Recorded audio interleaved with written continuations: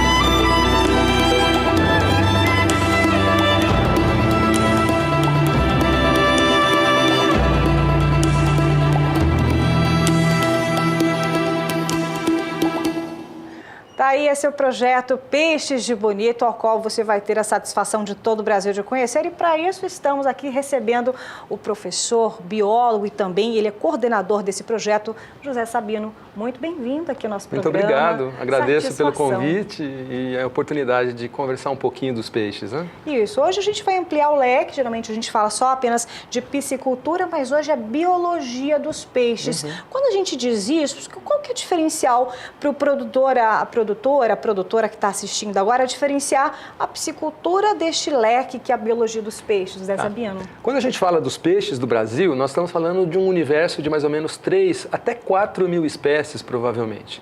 A maioria dos peixes é de pequeno porte, de pequenos lambaris, bagrezinhos, cascudos, bichos que ficam, então, em diferentes ambientes. Nós temos desde pequenos riachos a rios do porte do Amazonas, ou aqui no sul, no Mato Grosso do Sul, o Rio Paraguai.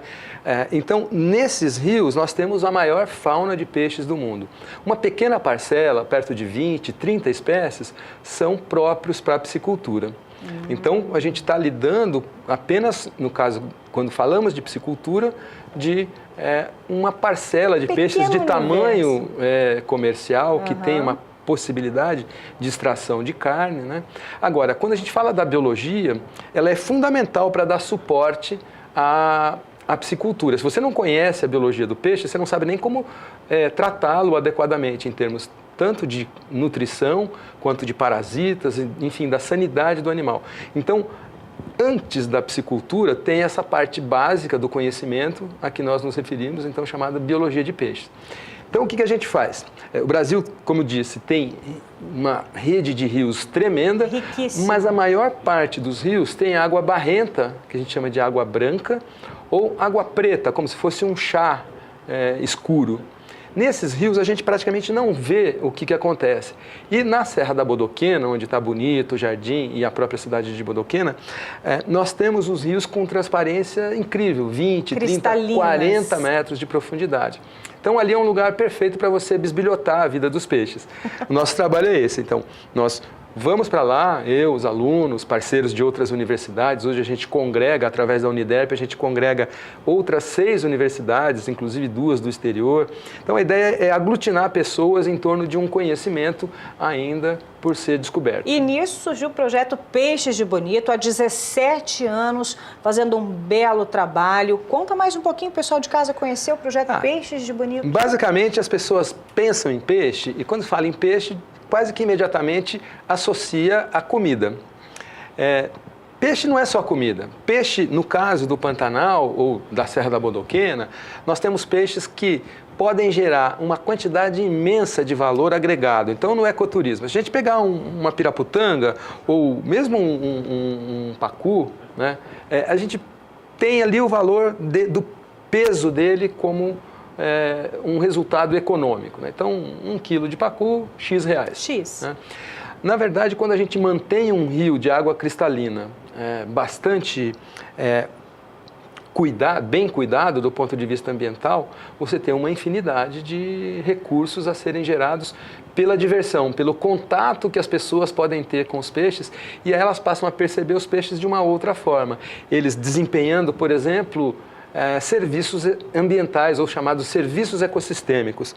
Ficando ainda no caso específico do pacu, pacu é um peixe que come frutos. Come frutos. Né? Isso é biologia de peixes. Se você for criar pacu, você tem que ter uma nutrição parecida com a que a fruta propicia para o peixe. Mas não é só isso. O pacu, quando ele come um fruto, depois ele nada em diferentes regiões e ele defeca a semente daquele fruto e ele faz o quê? Ele replanta uma floresta. Então, as matas ciliares, elas dependem muito dos peixes e os peixes dependem muito da floresta. Então, essa é uma forma que a gente tem de explicar a importância, né, da biologia pesqueira ou da biologia dos peixes. Quero até aproveitar e falar nessa palavra diversão. Recentemente, você foi convidado para fazer uma palestra na WWF Brasil e com um tema com um título bem interessante: Sexo, Drogas e Diversão entre os Peixes do Pantanal, que lembra muito aquela frase de rock and roll, sexo, drogas e rock and roll. E por que esse diferencial? Explica pra gente, José Sabino. A ideia foi justamente fazer uma provocação. A gente pode falar de ciência de uma maneira divertida, de forma que a gente consiga, então, levar o conhecimento científico embasado nas publicações científicas, mas não daquela maneira rígida da academia, de uma maneira mais divertida para o público. Era um evento que o WWF fez, um ambiente muito descontraído, né? Então tinha a turma da Mônica lançando um gibi, né, do Maurício de Souza. Tínhamos lá o Chico Bento, que agora é um embaixador do Pantanal. É verdade. Né? E, então eu falei, você falar de reprodução pesqueira, isolamento de moléculas a partir dos peixes. Falei, não, vou falar de sexo. Os peixes fazem sexo, né, durante o seu período de reprodução. Estamos na pré-piracema, pré-piracema, né? Exato, né? Então, mostrei alguns exemplos dos dourados, das joaninhas, dos carás, como que eles se reproduzem. Então, esse era o componente da palestra que eu chamei sexo. A parte de drogas é exatamente o estudo das moléculas que tem muitas peles de peixe e algumas glândulas que os peixes têm nos seus espinhos são venenosas. Esses venenos têm propriedades biomoleculares que podem ser usadas para isolamento de moléculas que no futuro podem ou não, aí é um trabalho muito longo, mas podem vir a gente ter uma molécula com alguma finalidade médica. Né? E diversão, finalmente, a parte então do ecoturismo, da pesca esportiva. Né? Então, como os peixes podem ser olhados não só como alimento, mas assim como prestadores daquilo que a gente chama de serviços culturais. Eles geram divisas, geram recursos. Né? Então, um passeio hoje da região de Bonito, que recebe lá 30 mil pessoas por ano, você põe aí na faixa de R$200 em média, né?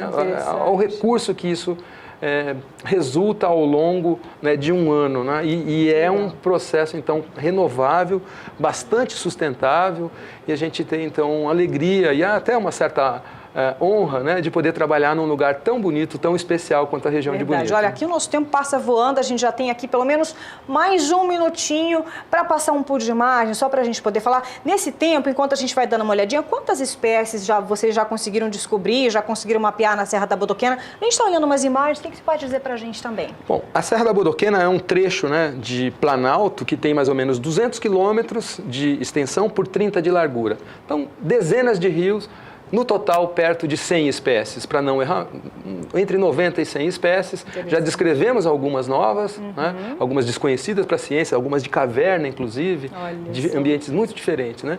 E eu acho que a Bodoquena, assim, sintetizando, é uma janela de sensibilização das pessoas. As pessoas vão lá, elas acabam, então, por conhecer os peixes de uma outra forma que não só num prato de comida. É verdade, muito mais amplo. A gente está até vendo as imagens, se dizer mais alguma coisinha, a gente ainda pode arrematar essas informações. São esses peixes, eles basicamente são da Serra da Bodoquena. Eles ocorrem lá na Serra da Bodoquena, mas também no sistema do Alto Paraguai, que a gente chama, né, onde está o Pantanal, propriamente dito, né? Então, aí tem Curimbatá, já passou Joaninha, Pacu, enfim, Pacu. Né? Esse é uma joaninha, né? Então a gente tem... Joaninha. Para mim, Joaninha era só aquela pequenininha. Pequenininha, não, esse peixe também chama. No Pantanal Norte eles chamam de janaguenza.